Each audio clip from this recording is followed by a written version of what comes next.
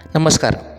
शाळा म्हटलं की आपल्या डोळ्यासमोर येतात ती बागडणारी आणि नवीन गोष्टी शिकणारी गणवेशातली मुलं, त्यांना सोडायला आलेले पालक, फळा, खडू आणि उत्साही शिक्षक. मैत्री, शिस्त, खेळ, ज्ञान आणि स्वप्नांना पंख देणारी जागा म्हणजे शाळा. इथे बालपण शिकतं, वाढतं आणि भविष्य घडतं. दिव्यांग सप्ताहानिमित्त आपण इचलकरंजीतील अशाच एका खास शाळेत आलो आहोत, ज्याचं नाव आहे सन्मती बौद्धिक अक्षम मुलांची शाळा. सन्मती शाळेव्यतिरिक्त या संस्थेचे सन्मती व्यवसाय प्रशिक्षण व उत्पादन केंद्र, कैलासवासी सौ डॉक्टर जया आदिनाथ चौगुले प्राथमिक विद्यामंदिर, श्री आदिनाथ पिराप्पा केटकाळे बालमंदिर व शिशुगट, तसेच दिशा अध्ययन अक्षम मुलांची शाळा असे इतर शाखा या कार्यरत आहेत. चला तर मग या आगळ्या वेगळ्या शाळेला भेट देऊ आणि इथल्या खास शिक्षकांशी आपण संवाद साधूया. नमस्कार, मी डॉक्टर सुजित सौंदतीकर अर्थात तुमचा सुजित सर आज एक नवीन पॉडकास्ट, एक नवीन एपिसोड तुमच्यासाठी घेऊन आलो आहे. हा आठवडा तसा खरं बघायला गेलं तर खूप खास आहे. सगळ्यात प्रथम तुम्हा सर्वांना दत्त जयंतीच्या खूप खूप शुभेच्छा. दुसरं म्हणजे तुम्ही बालमित्रला जो काही प्रतिसाद दिला त्यासाठी सुद्धा खूप तुम्हा सर्वांचे धन्यवाद. आणि मग म्हटलं आज आणखी काही खास बालमित्रांना भेटायला जाऊया. पण आज दत्त जयंती आहे आणि आज या दिवशी गुरुची महती आपण सांगतो. मग म्हटलं त्या बालमित्रांना तर भेटूच, पण त्याचसोबत संवाद साधूया या खास विद्यार्थ्यांच्या असामान्य असा असणाऱ्या गुरूंशी. तर अडथळ्यांपलीकडचं शिक्षण या माझ्या नवीन सेगमेंटमध्ये मी तुमचं पुन्हा एकदा स्वागत करतो. आणि आज मी आलो आहे सन्मती बौद्धिक अक्षम मुलांची शाळा येथे. तर आज माझ्यासोबत आहेत डॉक्टर सौ निर्मला आयतोडे मॅडम, तर नमस्कार. आणि त्याचसोबत या शाळेच्या मुख्याध्यापिका कुंभार मॅडम, तर नमस्कार. तर आज आपण या सर्वांची या दोघींच्या रादर आपण संवाद साधणार आहोत. तर माझ्या मते आपण तुमच्यापासूनच सुरू करू. तर मला एक सांगा की बौद्धिक अक्षम मुलांची शाळा ही संकल्पना म्हणजे नक्की काय? आणि आपण बऱ्याचदा हा खरं शब्द आता आपण वापरत नाही की मतिमंद वगैरे काय, पण बराच एक आपल्या डोक्यात एक शंका असते की मतिमंद आणि गतिमंद, तर ह्याच्यामधला नक्की फरक काय आहे? तर हे थोडंसं आणि ह्या शाळेबद्दल तुम्ही काही सांगू शकाल का? नमस्कार. मी मिसेस निर्मला आयतोडे, सन्मती बौद्धिक अक्षम मुलांची शाळा या शाळेमध्ये मी गेली 10 वर्ष चेअरमन म्हणून काम पाहते या शाळेचं. तर सर्वात प्रथम आधी मी तुझं स्वागत आणि आभारही मी आधीच मानून घेते, कारण खूप अशा एका संवेदनशील सहृदयी अशा विषयाला तू खरं तर या सोशल मीडियाच्या माध्यमातून प्रक्षेपित करत आहेस. विषय खरंच ज्वलंत आहे. या विषयाची सुरुवात झाली किंवा दिव्यांग मुलांसाठी खास शाळा सुरू करायची ही जी संकल्पना आहे ती 1992 साली सगळ्यात प्रथम आपल्या इचलकरंजीतले प्रतिष्ठित असे डॉक्टर्स मंडळींनी ही संकल्पना उचलून धरली. मग त्याच्यामध्ये डॉक्टर बरगाले आहेत, डॉक्टर बडबडे आहेत, डॉक्टर मखदूम आहेत. या उभयतांनी या सगळ्यांच्याच म्हणजे तीन मूर्तीच म्हटलं तरी हरकत नाही, या त्रिमूर्तींच्या सर्वांनी मिळून अशी ही संकल्पना उचलून धरली. त्यांच्या जनरल प्रॅक्टिसमधून त्यांना असं लक्षात आलेलं होतं त्या काळात की अशी मुलं आपल्या क्लिनिकला येतात, पण ही मुलं अशीच नुसती फिरतायत, आई वडिलांना ओझी झालेली आहे, आई वडील त्यांचं संगोपन नीट करू शकत नाहीयेत. हे जेव्हा त्यांना त्या मुलांना तपासताना लक्षात आलं, त्यावेळेला त्यांच्या डोक्यात असं आलं की अरे नॉर्मल मुलांसाठी शाळा आहेत, मग या मुलांसाठी आपल्याला काही करता येईल का? म्हणून ही मंडळी एकत्र आली आणि त्यांच्या विचारमंथनातून 1992 साली जैन सांस्कृतिक व शैक्षणिक मंडळ अशी ही संस्था स्थापन झाली. खास करून ही या दिव्यांग मुलांसाठीच काम करते. 1992 साली जेव्हा सुरू केली त्याही वेळेला या लोकांनी अथक प्रयत्नातून जवळपास 65 विद्यार्थी त्याच वेळेला शाळेमध्ये प्रवेशित झालेले होते. आणि हे फक्त इचलकरंजी शहरात. अशा काही विशेष शाळा इचलकरंजीमध्ये पण आहेत. जसं काही टिळवणीला आपण मूक बधीर मुलांची शाळा म्हणतो, किंवा लायन्स ब्लड बँकेची पण आपण ती सेवा एक समाजसेवी सेवा आपण पाहतो. त्याच हेतूनी ही पण आपण संस्था ही 1992ला सुरू केली. या डॉक्टर मंडळींचेच खरं कौतुक आहे की त्यांनी समाजातला एक वंचित घटक जो आहे तर त्या घटकाला समाजाच्या प्रवाहामध्ये आणण्याचा प्रयत्न केला. तर यामध्ये त्रिमूर्तीला खरोखरच म्हणजे माझ्या मानाचा मुजरा जे आहे ते आपण दिला पाहिजे, त्यांना खूप खूप धन्यवाद दिले पाहिजेत. तर मला पुढचा प्रश्न तर असा आहे की बौद्धिक अक्षम मुलं जे ती कशी ओळखली जातात किंवा त्यांची लक्षणं नक्की काय आहेत? नमस्कार, मी संगीता कुंभार. बौद्धिक अक्षम मुलं तसं बघायला गेलं तर ओळखता येतात, एक्सेप्ट करता येतात, पण त्याच्यामध्ये प्रथमतः आपल्याला त्यांची कारणं आणि लक्षणं दोन्ही आपल्याला पाहावी लागतील. बरोबर. कारणं आहेत भरपूर, पण त्यातली मोजकी थोडक्यात नॉमिनल मी कारणं सांगते. एक आहे नात्यात लग्न, आणि हा जो आपला कोल्हापूर विभाग आहे याच्यात मामांशी लग्न करतात, अगदी जवळच्या नात्यात लग्न करतात, आणि त्याच्यामुळं 99% नात्यात लग्न झाले असेल तर त्याच्यातले जे दुर्गुण असतात आईबाबांच्या ते आपल्या मुलांमध्ये येऊन ही मुलं जन्माला येण्याची शक्यता असते. त्याच्यामध्ये परत प्रेग्नन्सी पिरियडमध्ये काही प्रॉब्लेम असतील तरी पण असे बेबी जन्माला येण्याची शक्यता असते. बरोबर. डिलेव्हरी होत असताना त्याला आम्ही बर्थ अस्फिक्सिया म्हणतो, म्हणजे त्याला जो ऑक्सिजन नाळेमार्फत मिळत असतो तो कमी पडतो, आणि बेबी जन्माला येतं ते काळं निळं येतं, आणि त्यावेळी त्याच्या मेंदूवर आघात होत असतो, आणि त्यामुळे ते बेबी पुढं बौद्धिक अक्षम होण्याची शक्यता असते. आता जास्तीत जास्त आपण एज फॅक्टर सुद्धा घेऊ शकतो. करिअर आपण म्हणत बसतो, आणि त्यामुळं आपलं वय वाढत जातं, आणि हे आत्ताच्या पिढीला लक्षात येत नाही, आणि त्याच्यामुळं पण हे असे कॉम्प्लिकेशन्स काही होऊ शकतात. त्याच्यानंतर पहिल्या 3 महिन्यामध्ये एक्सरे काढले जातात, तर त्या एक्सरेचे क्षकिरणं असतात ते आपल्या गर्भाशयावर परिणाम करत असतात. आता याला उपाय म्हटलं तर एक आहे नात्यातनं लग्न करणे, लांबचं करणे, प्रेग्नन्सी पिरियडमध्ये महिन्याला आपली सोनोग्राफी करत राहणे, किंवा इतर औषधं टाळणे, सल्ल्यामार्फत जे आपण गायनॅक आहेत त्यांनाच दाखवून आपल्याला जी आवश्यक औषधं आहेत तीच, किंवा इतर काय आजार असतील तर त्यांच्या सल्ल्यानेच घेऊन ती कंटिन्यू करायची, अगर नाही करायची, हे आहे. त्याच्याशिवाय जे सोनोग्राफी आहे त्याच्यामध्ये पण आपण याच्यासाठीच की आपले बेबी नॉर्मल आहे की अबनॉर्मल आहे याच्यासाठी हे मशीन उपलब्ध केलेलं आहे. पण ते आता मी बोलत नाही मेल फिमेलसाठी, तसं न करता मुलांच्यासाठीच, म्हणजे 6व्या महिन्यामध्ये प्रेग्नन्सी पिरियडचा 6वा महिना जो असतो त्याच्यामध्ये हार्टबीट्स, किडनी, हे सगळे अवयव आपल्याला त्याच्यामध्ये व्यवस्थित दाखवत असतात, आणि त्यावेळी डॉक्टर आपल्याला सांगत असतात की तुमच्या बेबीमध्ये हा प्रॉब्लेम आहे आणि तुम्हाला हे बेबी मिसकॅरेज करावं लागेल. त्यावेळी कधी कधी पालक एक्सेप्ट करतात किंवा करत पण नाही, त्यामुळं ते बेबी तसं जन्माला आलं तर प्रॉब्लेमॅटिक होण्याची शक्यता असते. असे हे उपाय पण आहेत त्याच्यामध्ये. ज्यावेळी बेबी वर्षाचं होतं त्यावेळी ते चालायला पाहिजे, बोलायला पाहिजे, तिथेच जर आपण लक्षात घेतलं, मान धरली नाही, रांगत नाहीये, चालत नाहीये, तर आपल्या बेबीमध्ये काहीतरी प्रॉब्लेम आहे असं म्हणून चालत नाही. माझ्या आत्याचा मुलगा वेळानं बोलला होता, मामाचा मुलगा वेळानं बोलला होता, असं म्हणून चालत नाही. आता फास्ट फूड आहे, बेबी फास्ट वाढत आहे, जे नॉर्मल आहे ते लगेच लक्षात यायला पाहिजे, आणि आपण त्वरित संपर्क साधला पाहिजे जे स्पेशालिस्ट, जे चिल्ड्रन स्पेशालिस्ट असतात त्यांच्याकडे, आणि ज्या आपल्या ह्या अशा विशेष शाळा आहेत त्या शाळांशी संपर्क साधला. म्हणजे पालकांनी जे आपले डेव्हलपमेंट स्टेजेस म्हणतो मुलांचे, तर त्याच्याकडे खूप काटेकोरपणे लक्ष दिलं पाहिजे, खूप दिलं पाहिजे. आणि प्रेग्नन्सीमध्ये सुद्धा आपण आता जसं बघितलं की खूप काळजी घेतली पाहिजे, कारण आता सध्या एकतर 25 नंतर लग्नासाठी बघायला सुरू करतात, त्यानंतर परत 2 वर्ष ठीक आहे असू दे जरा असं आहे म्हणून जी प्रेग्नन्सी आहे ती पुन्हा पोस्टपोन प्लॅनिंग केलं जातं, आणि त्याच्यानंतर मग हे असे कॉम्प्लिकेशन जे आहे ते काही वेळेला येऊ शकतात. पण माझ्या मते ही जी लक्षणं आणि तुम्ही उपाय सांगितले हे नक्कीच त्याच्यावर विचार करण्यासारखं आहे. आता मला पुढचा प्रश्न असा विचारायचा आहे की मग ह्या मुलांच्या जडणघडणीमध्ये पालकांचा आणि अशा ज्या शाळा आहेत तर त्यांचा वाटा कसा असतो, किंवा तुम्ही नक्की त्या संदर्भात काय स्टेप्स घेता?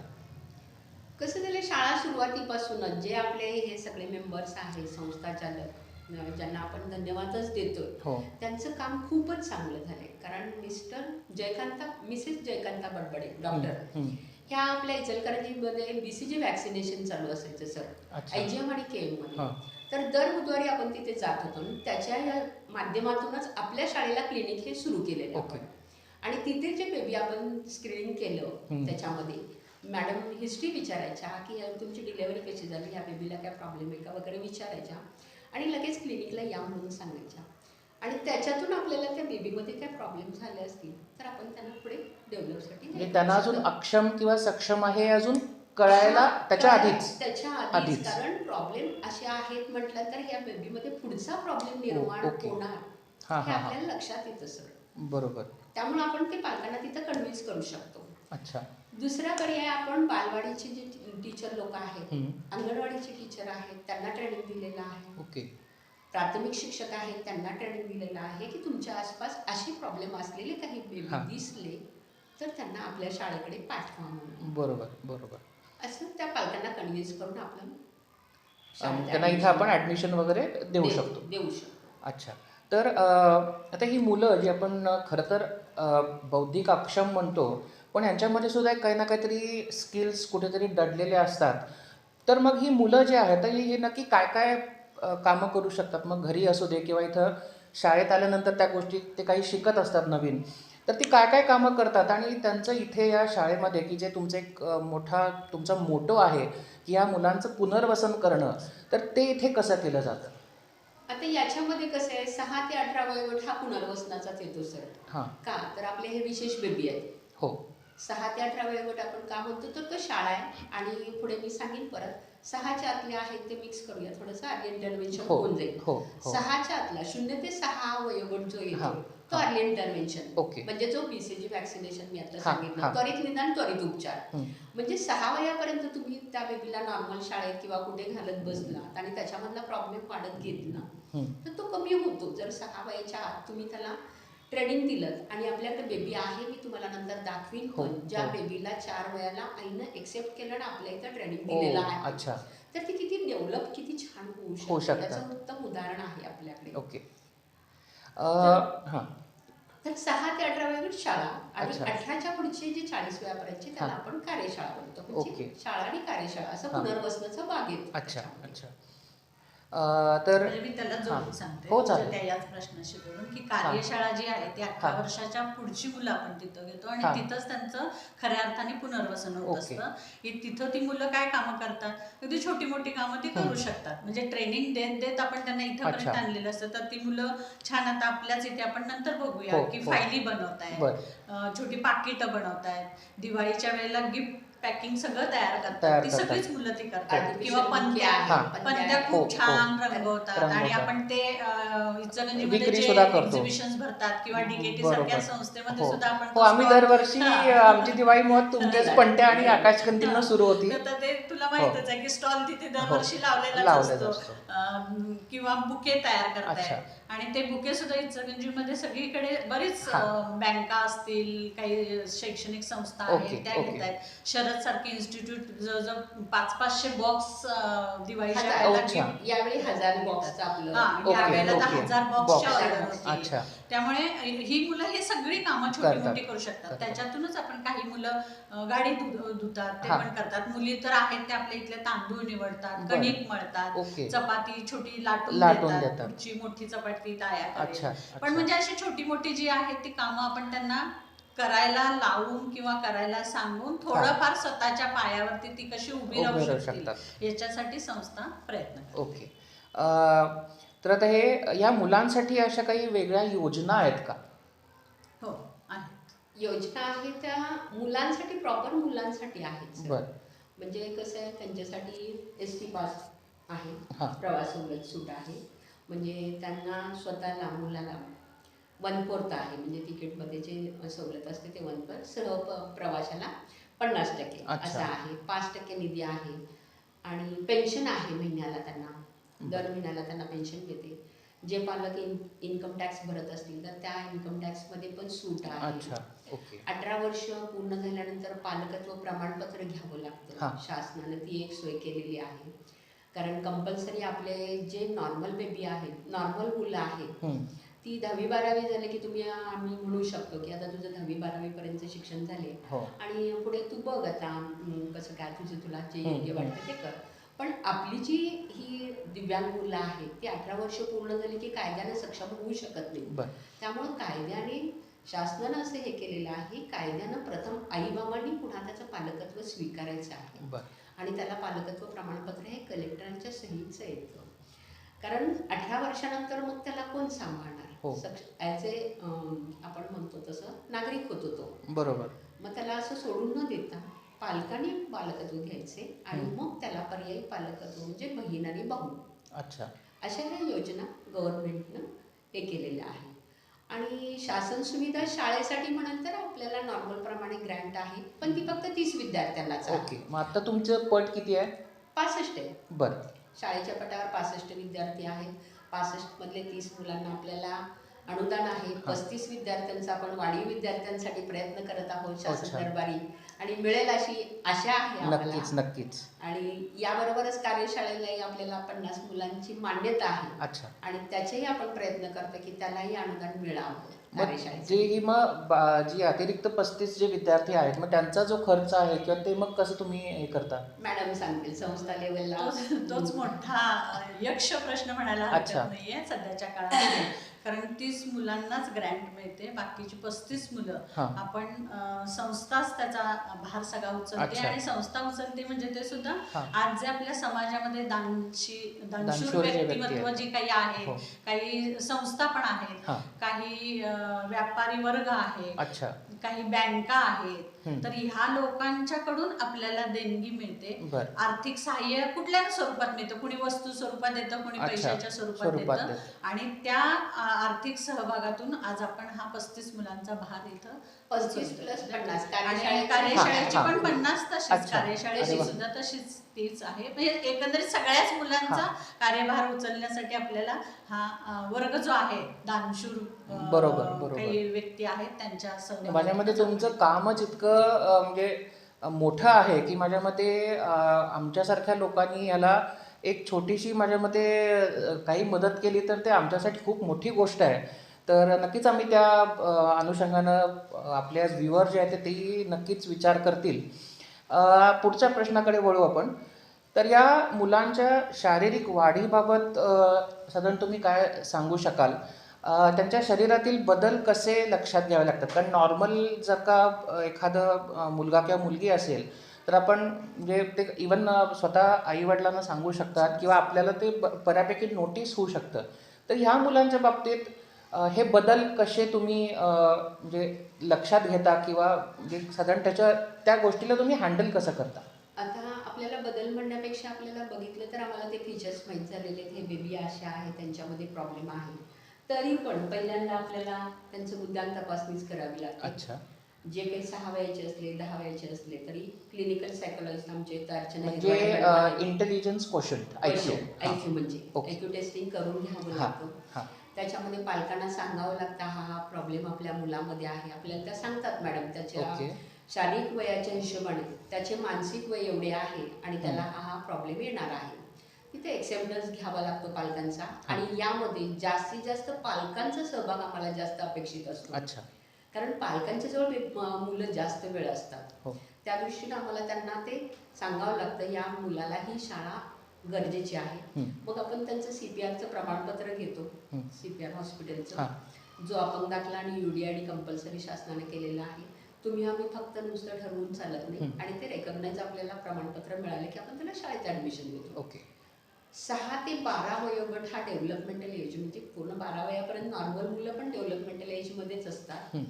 तिथपर्यंत तुम्ही त्यांना बऱ्यापैकी शिकवू शकता, ट्रेनिंग देऊ शकता. 12 नंतर हार्मोन्स चेंजेस होतात. ॲडोलेसंटमध्ये आता रेंडरट लवकर आलेले आहेत, मुली लवकर वयात यायला लागलीत, मुलं पण लवकर वयात यायला लागलेली आहेत.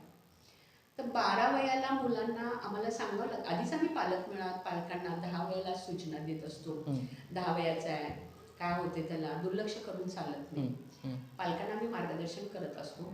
मुलींचं लक्षात येतं, मुलांचं लक्षात येत नाही. आणि हे आम्ही जाणीवपूर्वक त्यांना कशा पद्धतीनं त्यांना हँडल करायला पाहिजे हे दोन्ही माता पालक आणि बाबा पालक दोघांनाही बोलवून घेतो आणि त्याच्यामध्ये हे गुण दिसून येत आहे.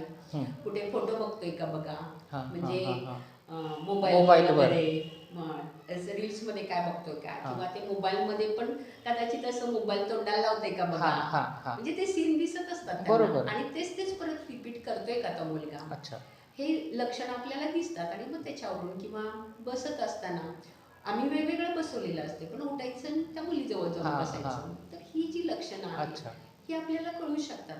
आणि नॉर्मल मुलं आहेत ते मित्रमैत्रिणी किंवा इतर बघून त्यांना कळतं, शेअर करू शकतात, पण आपली मुलं नाही करू शकतात. मग त्याच्यासाठी आपल्याला मुलं असतील त्यांना कंपल्सरी बाबा पालकांना ट्रेनिंग सांगावं लागतं. आणि त्या दृष्टीनं मग ते ॲडोलेसेंटचं ट्रेनिंग आपण दोन्ही पालकांना देतो आणि त्याच्यावर उपाय त्यांना सांगतो.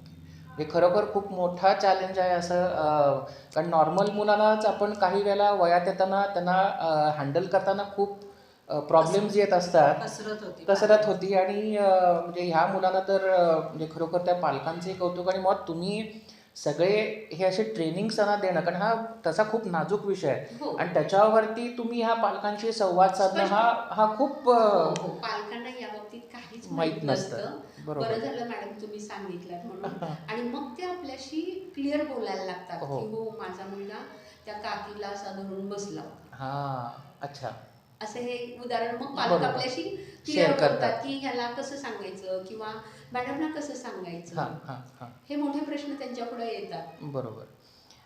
या मुलांच्या पालकांना मग जेव्हा तुम्ही समुपदेशन करता की त्याच्याला काही म्हणजे तुम्हाला अडचणी येतात का? कारण शेवटी किती झाली तरी पालकांना आपली मुलं ही खास असतात आणि त्यांच्यामध्ये समजा एखादा काही दुर्गुण जरी आपण हे काढायला गेलो तर त्यांना ते पटत नाही किंवा आपली मुलं आपल्याला छान वाटत असतात. मग हे तर जी अक्षमता आहे तर ते ही पालक हे लोक ॲक्सेप्ट कसं करतात किंवा तुम्ही त्यांना समुपदेशन नक्की कसं करता? नाही, जेव्हा शाळेत येतात ना, नाही हो मॅडम त्याला सगळं कळते, त्याला सगळं येते, फक्त थोडं बोलायला येत नाही. टॉयलेट ट्रेनिंग आहे काय?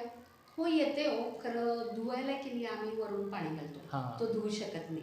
म्हणजे त्यांचं हे काय आहे की माझ्या मुलाला सगळं येते, सगळं कळते आणि टी व्ही लावतोय, मोबाईल हँडल करतोय, सगळं काढून बघतोय. मग आम्ही त्यांना सांगतो की ते चॅनलवर सिम्बॉल असतात, ते पाहून पाहून त्यांनी तयार झालेले असतात. पण ॲज ए लेखन, वाचन, वेळ, पैसा हे जे विषय आमच्याकडे आम्ही घेतो त्याच्यामध्ये त्याला 5 रुपयाची नोट, 5 रुपयाचे नाणं किंवा 1 ते 10 पर्यंतच्या हो म्हणतो की 50 पर्यंत म्हणतो. पण 50 पर्यंत तोंडी म्हणणं आणि ते प्रत्यक्षात 1, 2, 3 क्रमानं लिहिणं आणि त्याचं मूल्य, 2चं मूल्य, 5चं मूल्य हे त्याला कळतं का? ते काय बघितलं नाही हो आम्ही. मग हे त्यांना सांगावं लागतं की ही शिकवण्याची पद्धत वेगळी आहे आणि या पद्धतीनं आपण जर शिकवलं तर ते शिकतात. मग त्यांच्या लक्षात येतं की हो नॉर्मल शाळेत हा का शिकू शकत नाही किंवा का शिकला नाही. आणि मग हे समुपदेशन केल्यानंतर त्यांना पडतं. इव्हन पहिलं वर्षभर आम्हाला त्रास हा होतो की तुम्ही गॅप ठेवू नका, मुलांना घरात ठेवून घेऊ नका, कारण त्यांचं जे शेड्यूल बसलेलं असतं ते विस्कळीत होतं. टॉयलेट ट्रेनिंग असेल, टॉयलेट ट्रेनिंग आम्ही अर्ध्या तासाला देत असतो. मावशांना सांगतो हा पॅन्टमध्ये शू करतो तर अर्ध्या तासाला घेऊन जायचं आहे. आणि हे बरोबर 6 महिन्यात सर पूर्ण होतं.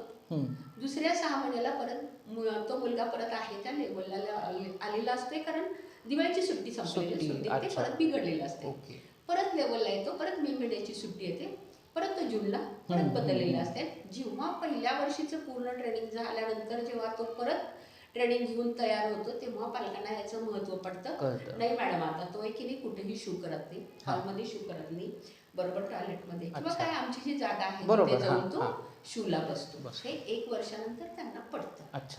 असं त्यांचं समुपदेशन करावं लागतं. सगळ्यात महत्त्वाचा मुद्दा आहे तो तू म्हटलास तसं की नॉर्मल मुलांचे पालक नॉर्मलच असतात. पण ह्या मुलांना असं काही आहे शारीरिक किंवा मानसिक दृष्ट्या ते कमकुवत आहेत, हा ऍक्सेप्टन्स पालकांच्या मध्ये आणणं खूप म्हणजे खूप अवघड काम आहे ते. म्हणजे जेवढं मुलाला शिकवण्यासाठी त्रास होतो ना तेवढाच त्रास पालकांना तुमचं मूल असं आहे हे पटवून देण्यामध्ये त्याच्यात कित्येक सेशन्स आमच्या क्लिनिकल सायकोलॉजिस्टचे जातात. ओके. आणि मग कुठे पालक ते हळूहळू, आणि तुलनेनं जर खरं तर म्हणजे माझा विषय पण तोच आहे, पण मी जे 92 पासून बघतेय तर त्याच्यामध्ये असं लक्षात येतं की पूर्वी फार कठीण होतं हे पालकांना समजावून. त्या तुलनेत गेल्या 10 वर्षामध्ये पालकांच्या मध्ये अवेअरनेस आलेला आहे. अवेअरनेस आणि त्यामुळे आजही तुला एक त्याचं खूप छान इथलं उदाहरण सांगते की आपल्या इथं ह्या शाळेमध्ये सुद्धा एक माता पालक जी आहे ना, तिची मुलगी आहे अशीच दिव्यांग, इतकी छान आहे. सगळे स्टेजेस थांबलेलेच होते, पण ती मौजे वडगाव हेरल्याच्या तिथे आतमध्ये शेतात राहते, आणि तिची आई त्या मुलीला घेऊन तिथून शाळेपर्यंत कसरत करत येते. आधी ऑटो रिक्षा, मग हातकणंगलेतून Ichalkaranji bus stand, Ichalkaranji bus stand city bus, असं करत ती येते. आणि 12 ते 5 ती इथं आई स्वतः बसते आणि जाताना परत घेऊन जाते. कारण त्या मुलीला परत कुणाच्या रिक्षातनं पाठवणं वगैरे सुद्धा धोक्याचं शक्यच नाही, आर्थिक दृष्ट्या पण नाही आणि आईला पण मानसिक दृष्ट्या ती सुरक्षितता वाटत असते. त्यामुळे ती आई इथं तिला रोज घेऊन येतात. आणि ती मुलगी रविवारी जर नाही न्यायचं झालं शाळेला, सुट्टी आहे म्हटलं की रडायला लागते. इतकी अटॅचमेंट शाळेशी झालेली आहे. पण इतकी जागरूकता आता आलेली आहे, म्हणजे मुलगी म्हणून त्यांनी घरात नाही ठेवून बसते. बरोबर. पण ती छान आता डेव्हलप झालेली आहे. एक फक्त उत्सुकता म्हणून एक प्रश्न विचारतो की आता आपण शाळेमध्ये कसं होतं की तुमचे इयत्ता असतात ना, की या वर्षी पहिल्या इयत्तेत होता, मग पुढच्या वर्षी मेची सुट्टी झाली की तो दुसरीत गेला, तिसरीत गेला. तसं तुम्ही मगाशी एक बोललात की केली जाते. प्रथम त्याची बुद्धांक तपासणी केली, म्हणजे इंटेलिजंट क्वेश्चन, शारीरिक वय आणि मानसिक वय. म्हणजे तो 10 वर्षाचा असेल तर आपल्याला त्याचं मानसिक वय 3 वर्षाचं, म्हणजे तो आपल्या इकडे सोशलायझेशन होणार, त्याला ट्रेनिंग दिल्यामुळे, तो सातत्याने शिकवल्यामुळे तो शिकणार. पण इतर ज्या गोष्टी आहेत ब्रेनकडून ज्या याव्या लागतील त्या 2 वर्षाच्या किंवा 3 वर्षाच्या लेवललाच त्याची डेव्हलप राहतील. जे एज्युकेशनल डेव्हलप आपल्याला 5+5 10 हे म्हणून आपण करू शकू, ते त्यांच्याकडे येऊ शकत नाही, कारण तिथे ब्रेनला त्यांना मर्यादा पडतात. बरोबर. आणि त्याप्रमाणे मग आपण बुद्धांच्या लेवल प्रमाणे बालवाडी लहान गट अ ब क असे गट करत जातो. मोठा गट, प्राथमिक गट. प्राथमिक गटाची विद्यार्थी येतात आपल्याकडे, ते शिकू शकणारे असतात. आणि बाकी जे मी गट सांगते ते ट्रेनेबल आहेत, कारण तिथं बुद्धांक तपासणी आणि मानसिक वय मध्ये आपल्याला त्याच्यानुसार समजतं. ओके. तर माझ्यामध्ये या प्रश्नांमधून बऱ्यापैकी गोष्टी ज्या त्या म्हणजे मलाही बरीचशी माहिती मिळाली किंवा आपल्या व्ह्युअर्सना सुद्धा बऱ्याच गोष्टी कळल्या असतील. तर एक मला फक्त सांगायचं की आपली जी संस्था आहे तर याचा उद्देश मला जो काही कळलेला आहे की समाजाकडून थोडासा दुर्लक्षित झालेला हा जो घटक आहे, तर या खास मुलांना त्यांची सेवा करणं, त्यांचं पुनर्वसन करणं, त्यांना काही गोष्टी शिकवून जमल्यास आपल्या पायावरती उभे करणं, त्यांना सक्षम बनवणं, तर हे करणं आहे आणि त्यांना अर्थात मुख्य प्रवाहात घेऊन येणं. तर ही संस्था त्या संदर्भात नक्कीच खूप छान जे ते काम करते आहे. पण असे तुमच्याकडनं इथून बाहेर पडलेले आणि जे आता काही नोकरी करत असतील किंवा काही वेगवेगळ्या क्षेत्रात काम करतायत, तर असे काही विद्यार्थी तुम्हाला माहिती आहेत का, किंवा काही आपल्या व्ह्युअर्सना तुम्ही सांगू शकाल का? सांगू शकतो सर. आपण इथलाच आहे आपला दत्त मंदिर जवळचे 2 विद्यार्थी आहेत. B&B सन्समध्ये ते काम करतात. टायरचे दुकान आहे ते. सुरुवातीला आपण त्या जे हे होते ओनर होते त्यांना फक्त सांगितलं यांना गाडी पुसायला, आणि मग ते टायर बसवायचं वगैरे ते काही त्यांना जमणार नाही, पण लोटझाड करणं, गाडी पुसणं, पाणी मारणं वगैरे ह्या सगळ्या गोष्टी शिकवा म्हणून सांगितलं. आज त्या दोघांना तो टायर काढून, पंक्चर काढून वगैरे व्यवस्थित बसवायला येतं. अरे वा, खूप छान. इतके सुंदर ते तयार झालेले. पहिले पालक त्यांना त्या दुकानापर्यंत रोज सोडायला जात होते, घ्यायला जात होते, पण आता ते दोघं आपला आपला डबा, पाण्याची बॉटल घेऊन स्वतः जातात स्वतंत्रपणे आणि येतात संध्याकाळी. क्या बात आहे, मस्त, खूपच छान. एक विद्यार्थी आहे गॅरेजमध्ये आहे, वर्धमान चौकात येतो, आणि एकटा तर इतका सुंदर डेव्हलप झालाय, खूपच छान लेथ मशीनला काम करतोय तो. त्याला सुरुवातीला म्हणजे असं पण असतं, काही लोक काही ठिकाणी त्यांना नको ते शिकवण्याची पण शक्यता असते. त्याला थोडं मानधन कमी मिळत होतं. बाकीचे लोक पण त्याला सांगितले तू यायचं नाही, आम्ही पण येणार नाही, आणि आपल्याला पगारवाढ करायला पाहिजे. तो सलग 8 दिवस शाळेत दिसायला लागला. तो येणार फक्त शुक्रवारचा. बरं. शुक्रवारी सुट्टी असते आणि शाळेत भेटायला येणार आम्हाला. मॅडम मी आज आलोय म्हणून सांग. आणि मी सहज खाली आले कार्यशाळेत. वैभव तू रोज का दिसायला लागलास? तर मॅडम असं असं मला त्या ह्यांनी सांगितलं आणि म्हणून मी नाही जात आता कामाला. म्हटलं का? तर असं असं. नाही म्हटलं असं नाही करायचं. त्यांचा भाग वेगळा आहे, तुझा भाग वेगळा आहे. तू डबा बॉटल घे, ते बंद असू दे, तिथं बस तू. तुला पगार वाढ करू दे, राहू दे, काय पण असू दे, नंतर होईल तुझं व्यवस्थित. पण तू त्यांच्याबरोबर सामील होऊन राहायचं नाही. नको. आणि तो मालकाच्या तिथं जायचा, बसायचा. आज त्याला खूप छान सॅलरी असेल. खूप छान. आणखी काय हवंय? त्यामध्ये ही तुमच्या कामाची मोठी पोचपावती आहे असंच म्हणायला लागेल. आणि ती मुलं येतात सुट्टीच्या दिवशी आम्हाला अरे भेटायला. वा, अच्छा. येतात तिथं थांबतात. 15 ऑगस्ट आणि 26 जानेवारीला जयसिंग फुल येतो. अच्छा. गुरुपौर्णिमेला येतो. बर. गुरूंना फुल देण्यासाठी त्याची लेवल चांगली समजण्याची. तर तो फुल देण्यासाठी येतो गुरुपौर्णिमेला. आता म्हणजे एक मला आठवण ह्या तुमच्या शाळेतल्या मुलांची अशी आहे की मी फार पूर्वी माझ्या मते 7-8 वर्षांपूर्वी मी डान्स शिकवण्यासाठी मी इथे आलो होतो. एक दोन डान्स मी बसवले होते. तर त्या गॅदरिंग नंतर साधारण 3 ते 4 वर्षांनी एकदा सहज आम्ही कॉलेजमधले सगळे शिक्षक पाठीमागे जेवणानंतर उभारलो होतो. तर त्यातली 2-3 मुलं पुढं जाऊन त्यांनी मला बघितलं, पाठीमागे आले आणि सर कसे आहे तुम्ही वगैरे विचारून. म्हटलं बऱ्याचदा असं होतं की नॉर्मल काही विद्यार्थी आमच्याशी बोलत नाहीत किंवा तसंच बघून निघून जातात. हां.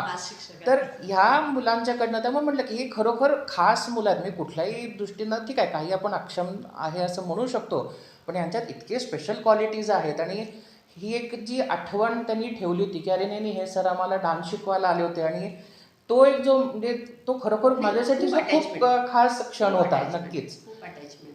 आता आपल्या साली होगाडे मॅडमांचं पण नाव घ्यायला काही हरकत नाही. त्या दरवर्षी वाट पाहत असतात आम्हाला कधी बोलवतात, आणि त्या आल्या म्हटलं की सगळे जण लगेच हे करत असतात, आपल्याला कधी डान्सला घेणार आहेत, आपल्याला कोणत्या डान्समध्ये घेणार आहेत. सगळ्यांना उत्सुकता लागलेली असते. बरोबर. कारण वर्षातला तो एकच दिवस त्यांना खूप मोठा आनंदाचा असतो. सगळ्यांना आपण स्टेजवर घेतो त्याच्यामध्ये त्यांच्या लेवल प्रमाणे. तुम्ही तो साधारण तुमचं कधी असतं गॅदरिंग? जानेवारीमध्ये. म्हणजे आपले कोणी व्ह्युअर्स समजा कोणाला यायचं असेल आणि ही मुलं खरोखर किती कमाल करतात, धमाल करतात ह्या स्टेजवरती. तर जानेवारीच्या त्या दरम्यान असतं. तर तुम्ही नक्की यांचे हे जे एक सुंदर जे सादरीकरण आहे तर ते तुम्ही नक्कीच बघायला येऊ शकता. तर माझ्या मते आपण प्रश्न म्हणजे जे आपण मुलाखतीच्या शेवटी आलेलो आहोत, तर तुम्हाला फक्त एक हे करायचं आहे तुम्हाला सगळ्यांना की आपण आता ह्या मुलांना भेटणार आहोत, त्यांच्या शिक्षकांना भेटणार आहोत. पण माझ्या मते आज दत्त जयंतीच्या निमित्ताने हे जे सगळे वंदनीय आणि पूजनीय शिक्षक आहेत, तर ह्यांनी ह्या बौद्धिक अक्षम मुलांसाठी अगदी स्वतःच्या मुलांच्यापेक्षाही माझ्या मते जास्त कष्ट घेतलेले आहेत. त्यांच्यावर तितकंच प्रेम जे ते हे सगळे शिक्षक शिक्षिका जे ते करत असतात. मग एक समाजातला घटक म्हणून आपली जबाबदारी काय राहते? तर ह्या संस्थेला किंवा अशा अनेक ज्या संस्था आहेत ह्यांना दानशूर व्यक्तींच्याकडनं पैसे किंवा इतर मदत नक्कीच येत असतील, पण यांना आणखीन एक गोष्ट आपण देऊ शकतो, तो म्हणजे आपण जेव्हा कधी मोकळा वेळ आपल्याला असेल तर ह्या संस्थांना भेट द्या. इथल्या शिक्षकांशी असेल किंवा त्या विद्यार्थ्यांशी असेल, त्यांच्याशी तुम्ही जर का संवाद साधू शकलात तर माझ्या मते ही त्यांच्यासाठी खूप मोठी आणि मौल्यवान गोष्ट आहे असं मला वाटतं. नमस्कार, मी किशोरी शिरीष कुमार शेडबाळे, सन्मती व्यवसाय प्रशिक्षण उत्पादन केंद्र या कार्यशाळेच्या व्यवस्थापकीय अधीक्षक म्हणून कार्यरत आहे. आमच्या इथे 18 वर्षाच्या पुढील मुलांच्याकडून दिवाळीसाठी अशा वेगवेगळ्या प्रकारच्या पंत्या आम्ही कलर काम करून, तसंच त्यांना पॅकिंग करण्यासाठी, तसेच वेगवेगळे आर्टिफिशियल बुके करून घेतो, वेगवेगळ्याच्या फाईल करून घेतो. आणि खास दिवाळीसाठी हा आम्ही गिफ्ट बॉक्स तयार करतो. हा वेगवेगळ्या ठिकाणी आम्ही देतो. त्याचप्रमाणे या सगळे तोरणसुद्धा करून घेतो. आम्ही दाखवत आहे ते आहे ते इथं जे फाईलचे हँडमेड मशीन आहेत त्यामध्ये इथं मुलं आता आमची क्रेझिंग करत आहेत. आता जे क्रेझिंग केलेलं आहे त्यामध्ये मुलं इथं फोल्डिंगचं काम करत आहे, क्लिप पट्टी घालत आहेत, क्लिपा करत आहेत. तिकडच्या साईडला माझं बसा इथं आहे ते मुलांना इथं क्लिप पट्टी घालायला शिकवत आहेत मॅडम. या त्यामध्ये वरची स्प्रिंग पट्टी आहे त्याला क्लिप घालत आहेत मुले. आणि इकडं आहे ते बुके आर्टिफिशियल जे बुके आम्ही म्हटलं ते बुके इथं मुलांच्याकडनं तयार करून घ्यायला आलेत आणि फुलं तयार करून घेत आहेत. मंडळी, सन्मती बौद्धिक अक्षम मुलांच्या शाळेमध्ये आज येऊन इथल्या मुलांचं काम बघून त्यांना भेटून आणि मुख्य म्हणजे त्यांच्या गुरूंशी संवाद साधल्यानंतर आजची ही जी दत्त जयंती आहे ती खरोखर सार्थकी लागली आहे असंच मला वाटतंय. तर तुम्हाला जर का या सन्मती शाळेबद्दल आणखीन जाणून घ्यायचं असेल किंवा इथे यायचं असेल किंवा यांना काही आर्थिक सहाय्य तुम्हाला करायचं असेल तर त्यांचे सगळे डिटेल्स मी खाली कमेंट बॉक्समध्ये दिलेत. आपण जितकं होईल तितकं या अशा संस्थांना आपण मदत जी आहे ती नक्कीच करू. पण हे सगळं करत असताना तुम्ही मात्र सुजित सर या माझ्या यूट्यूब चॅनलला नक्की शेअर करा आणि सबस्क्राईब करा. त्याचसोबत हा एपिसोड तुम्हाला कसा वाटला आणि तुम्हाला आणखीन असे कुठल्या विषयांवरती नवीन पॉडकास्ट बघायला आवडतील तर ते देखील मला नक्की या कमेंट बॉक्समध्ये कळवा. तर आपण पुन्हा लवकरच भेटू एका नवीन एपिसोडसह, एका नवीन पॉडकास्टसह आणि तोपर्यंत धन्यवाद.